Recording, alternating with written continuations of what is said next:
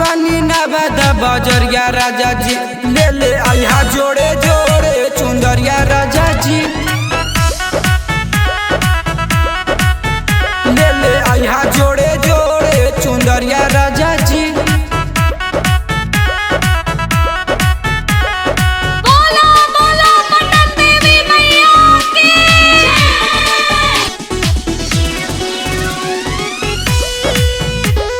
Music by DJ Sarfaraz.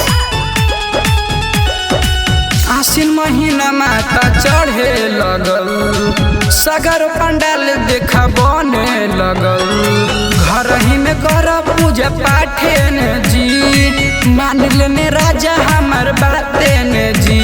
अब भूलिया ना फूल फल हरिया राजा जी भूलिया ना फूल फल हरिया राजा जी ले ले आया लाले लाले चुंदरिया राजा जी ले ले आया जोड़े जोड़े चुंदरिया राजा जी।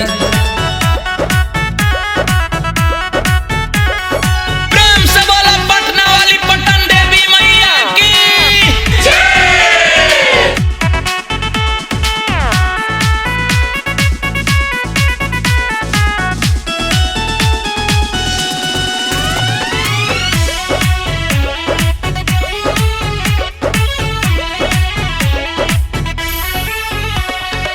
किनली राजा एगो कलशान जी ढेर दिन से लागल बाटे ललशान जी अंगना में चौका पुराई भी पिया पंडित से पाठ पढ़ा भाई भी पिया प्रिंस राज्य बनी है पुजरिया राजा जी प्रिंस राज्य बनी है पुजरिया राजा जी ले ले आया लाले लाले चुंदरिया राजा जी